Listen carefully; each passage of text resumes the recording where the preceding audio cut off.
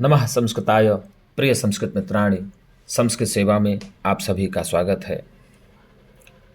आज हम लोग महाकवि भावभूति द्वारा प्रणीत उत्तरामचरितम के तृतीय अंक के श्लोकों का वाचन करेंगे मंगलाचरण सहित।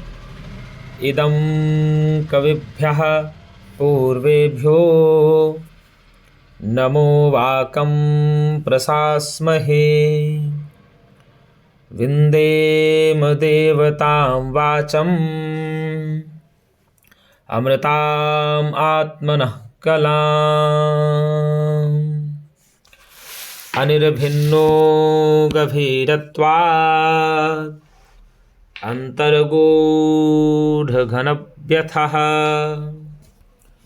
उत्पाकप्रतीकासो रामस्य करुणो रसः। वीचिवातैः सीकरक्षोदसीतैः आकर्षद्भिः पद्मकिञ्जल्कगन्धा। मोहे मोहे रामभद्रस्य जीवम् स्वैरं स्वैरं प्रेरितैस्तर्पयेति। ईदृशानां विपाकोऽपि जायते परमाद्भुतः। यत्रोपकरणी भावम् आयात्येवं विधो जनः।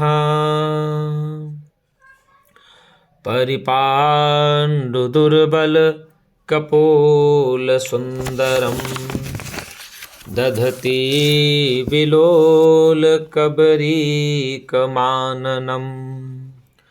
करुणस्य मूर्तिरथवा शरीरिणी विरहव्यथेव वनमेति जानकी।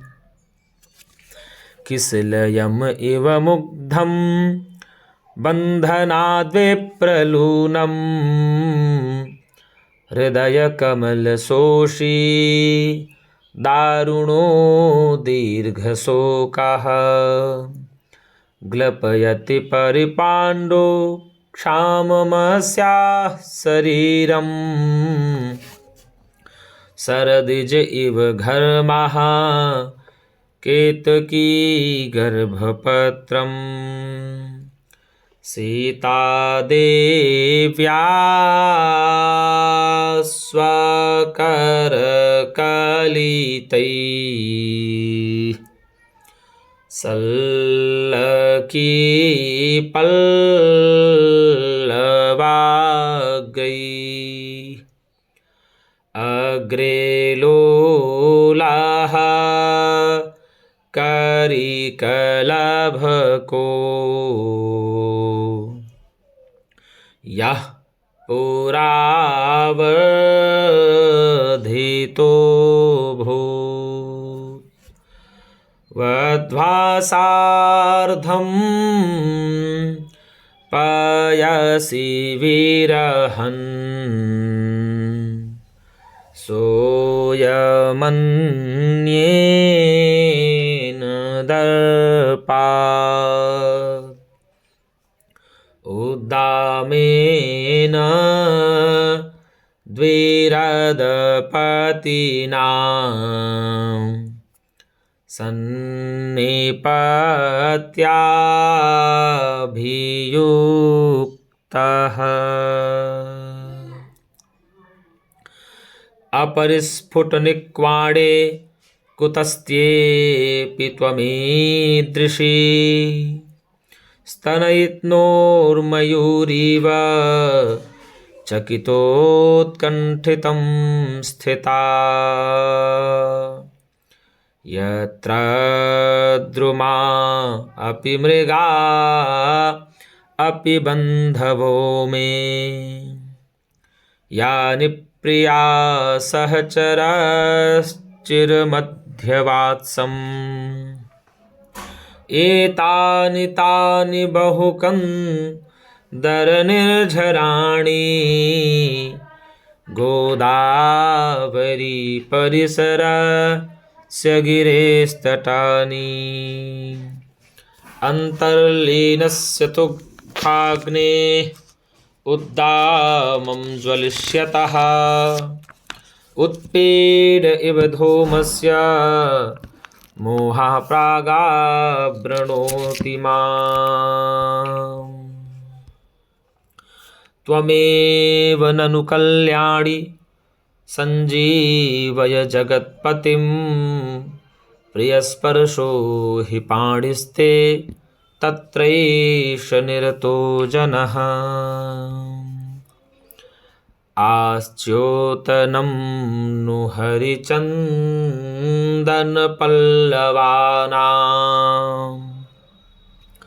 निष्पीडितेन्दुकरकन्दलजोऽनुसेकः आतप्तजीवित पुनः परितर्पणोऽयं सञ्जीवनौषधिरसो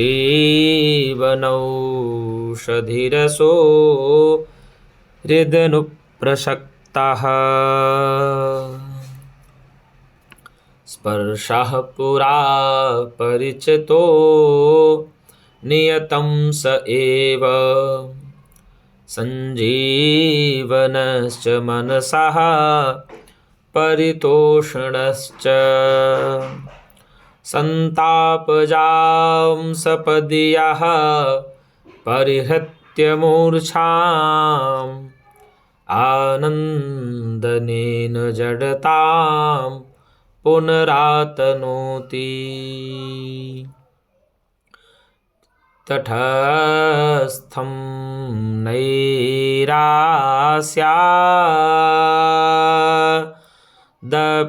च कलुषं विप्रियवसात् वियोगे दीर्घेऽस्मिन्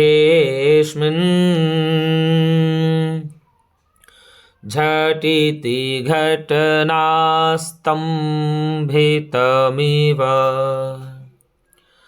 प्रसन्नं सौजन्या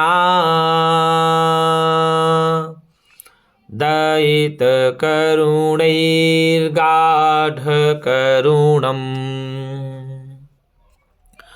द्रवीभूतं प्रेम्णा तव हृदयमस्मिन् क्षण इव प्रसाद इव मूर्तस्ते स्पर्शः स्नेहार्द्रशीतलः अद्याप्यानन्दयति मां त्वं पुनः क्वासि नन्दिनी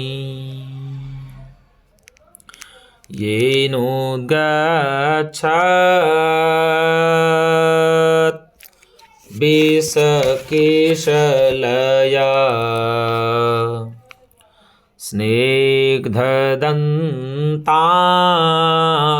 स्निग्धदन्ताङ्कुरेण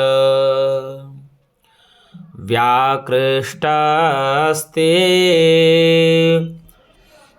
सुतनुलवली पल्लवाः कर्णमूला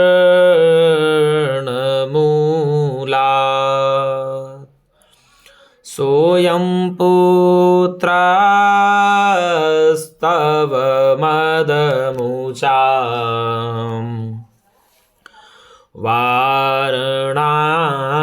वारणानां विजेता यत्कल्याणं वयसि तरुणे भाजनं तस्य जातः लीलोत्खातमृणालकाण्डकवल छेदेषु सम्पादिता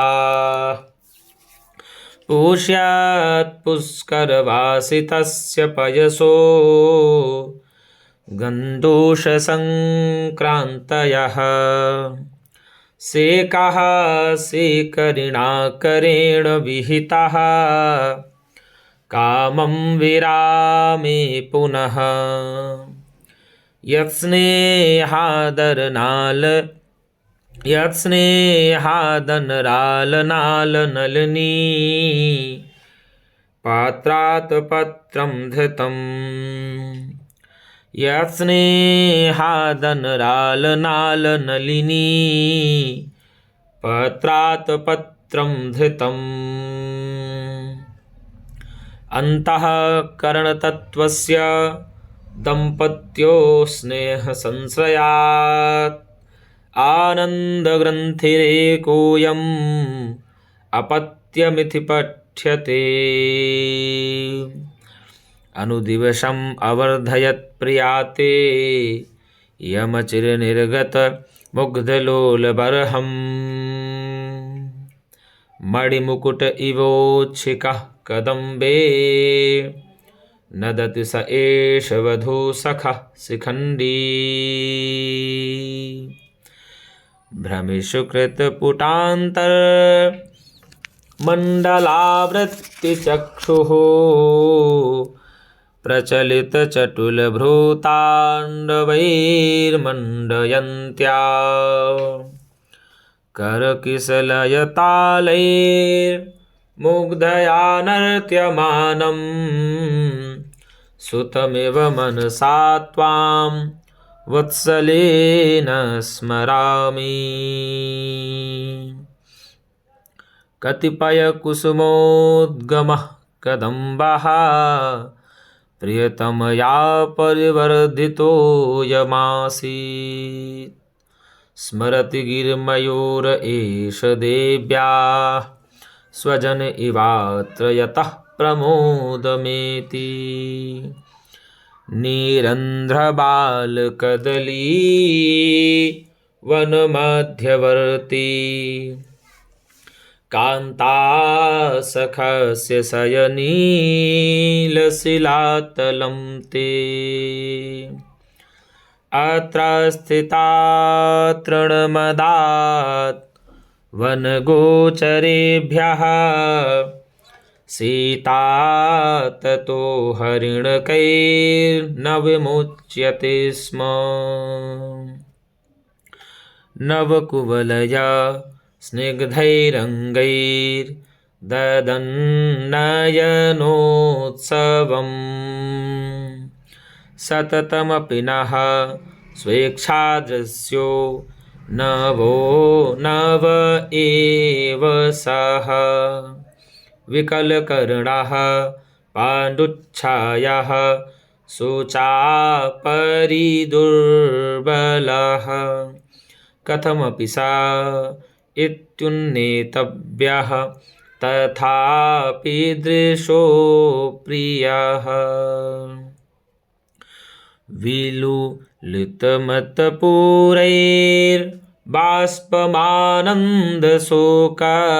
विलुलितमत्पूरैर्बाष्पमानन्दशोकप्रभवम् अवसजन्ति पक्ष्मलोत्तानदीर्घा स्नपयति हृदयेशं स्नेहनिष्यन्दिनी ते धवलमधुरमुग्धा दुग्धकुल्येव दृष्टिः ददतु तरवः पुष्पैरर्घ्यं फलैश्च मधुच्युताः स्फुटितकमला मोदप्रायाः प्रवान्तु वनानीला कलमविरलं रजत्कण्ठाः क्वडन्तु सकुन्तयः पुनरिदमयं देवो रामः स्वयं वनमागतः करकमलवितीर्णैरम्बुनिवारसस्पैः तरुशकुनिकुरङ्गान् मैथिलीं यान् अपुष्यत्। भवति मम विकारः तेषु दृष्टेषु कोऽपि द्रव इव हृदयस्य प्रस्रवोद्भेदयोग्यः। त्वं जीवितं त्वमसि मे हृदयं द्वितीयं।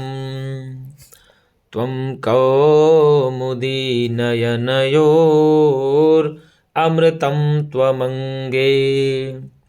इत्यादिभिः प्रियसतैरनूद्यमुग्धां तामेव शान्तमथवा किमतः परेण। अयि कठोरयसः किल ते प्रियं किमयसो ननु घोरमतः परम्। किमभवद्विपिने हरिणीदृशः कथयनाथ कथं बत मन्यसे। त्रस्तैकहायनकुरङ्गविलोलदृष्टे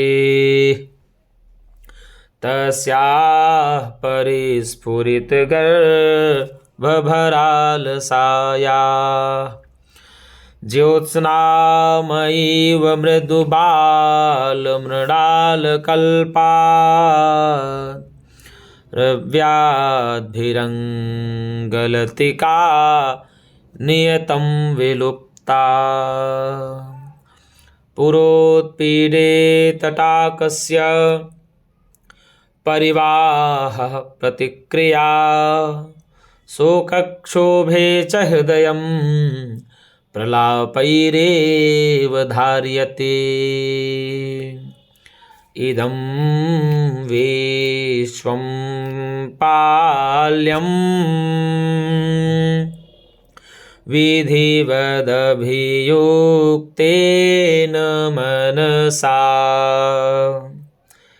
प्रियासुको जीवं कुसुममिव घर्मोग्लपयति।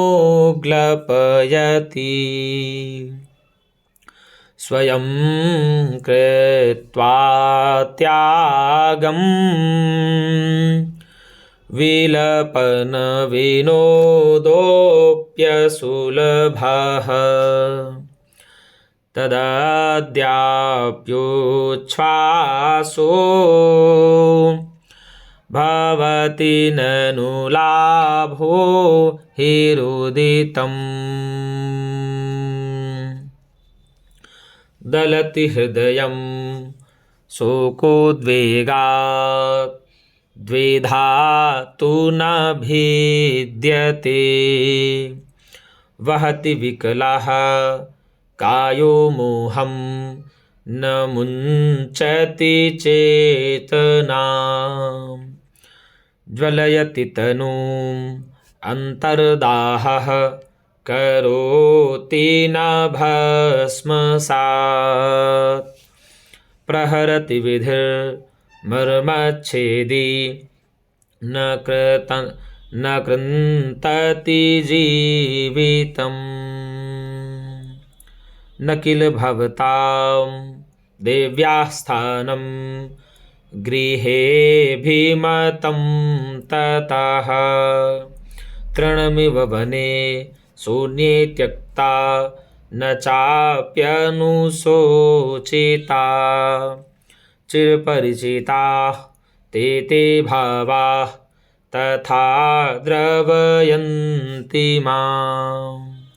इदं शरणैः अद्यास्माभिः प्रसीदत रुद्यते। देव्या शून्यस्य जगतो द्वादशः परिवत्सरः। परनष्टमिव नामापि न चरामो न जीवति। नैताः प्रियतमा वाचः स्नेहार्द्राः शोकदारुणाः एतास्तामधुनो धारा स्योतन्ति सबशास्त्वयि। यथा तिरश्चीनमलात् शल्यम्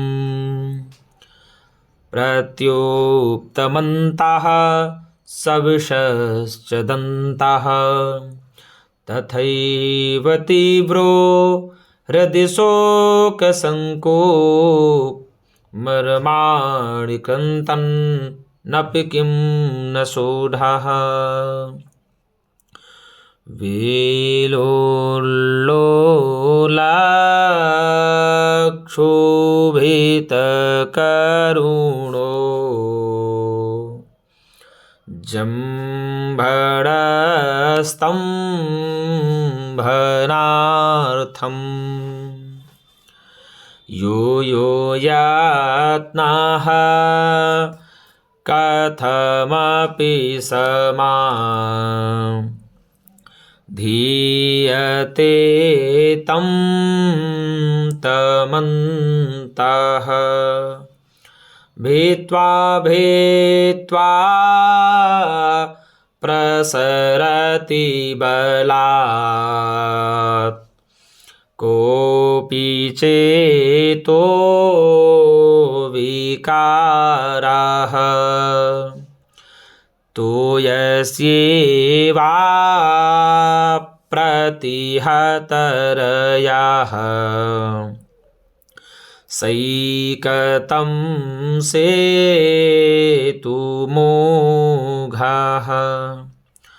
अस्मिन्नेव लतागृहे त्वमभवः तन्मार्गदत्ते क्षणः साहंसैः कृतकौतुकाचिरमभूत् गोदावरी सैकते आयान्त्या परिदुर्मनायितमिव त्वां वीक्ष्य बद्धस्तया कातर्यादरविन्दकुड्मलनिभो मुग्धः प्रणामाञ्जलिः। हा हा देवि स्फुटति हृदयं ध्वंसते देहबन्धः शून्यं मन्ये जगद्विरलज्ज्वालमन्तर्ज्वलामि सीदन्नन्धे तमसि विधिरो मज्जतीवान्तरात्मा विश्वं मोहः स्थगयति कथं मन्दभाग्यः करोमि। आलिम्पन्नम् अमृतमयैरिव प्रलयिपे आलिम्पन्नम् अमृतमयैरिव प्रलेपैः अन्तर्वा बहिरपि वा शरीरधातून् संस्पर्शः पुनरपि जीवयन् अकस्मात् आनन्दात् परमिवा दधाति मोहम्। गृहीतो यः पूर्वं परिणय विधौ कङ्कणधरः सुधासूतेः पादैरमृतशिशरैर्यः परिचितः स एवायं तस्या तदितकरौपम्यसुभगो मया लब्धः पाणिर्ललितलवली कन्दलनिभः करपल्लवः सहसैव जडो जडात् परिभ्रष्टः परिकम्पिनः प्रकम्पी करान् मम सुद्यतः स्विद्यन् सस्वेदरोमाञ्चितकम्पिताङ्गी जाता स्प्रियस्पर्शसुखेन वत्सा मरुन्नवाम्भः परिधौतसिक्ता कदम्बयष्टिः स्फुटकोरकेव पौलस्त्यस्य जटायुषा विघटितः कार्ष्णायसोऽयं रथः ते चैते पुरतः पिशाचवदनाः कंकालशेषाः खराः खड्गच्छिन्नजटायुपक्षतिरितः सीतां चलन्तीं वहन् अन्तर्व्यापृतविद्युदम्बुद इव द्यामभ्युदस्थादरिः उपायानां भावा दविरतविनोदाभ्यतिकरैः विमर्दैर्वीराणां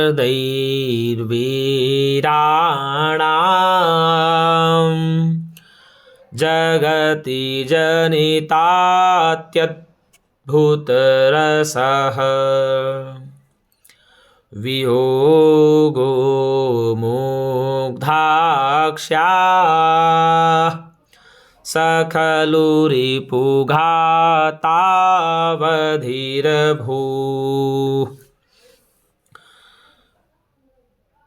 कटुस्तूष्णीं सह्यो निरवधिरयं तो प्रविलयः व्यर्थं यत्र कपीन्द्रसख्यमपि मे वीर्यं हरीणां वृथा प्रज्ञाजाम्बवतो न यत्र न गतिः पुत्रस्य वायोरपि मार्गं यत्र न विश्वकर्मतनयः कर्तुं न लोपि क्षमः सौमित्रेरपि पत्रिणाम विषये तत्र प्रिये क्वासि मे प्रत्युप्तस्येव दयिते तृष्णादीर्घस्य चक्षुषः मर्मच्छेदोपमैर्यत्नैः सन्निकर्षो निरुध्यते एको रसः करुण एव निमित्तभेदात् भिन्नः पृथक् पृथगिव श्रयते विवर्तान् आवर्तबुद्बुदतरङ्गमयान् विकारान् अम्भो यथा सलिलमेव हि तत्समस्तम् अवनियमरसिन्धुः सार्धमस्मद्विधाभिः स च कुलपतिराद्य छन्दसां यः प्रयोक्ता स च मुनिरनुयातारुन्धती को वसिष्ठः तव वितरतु भद्रं भूयसे मंगलाय।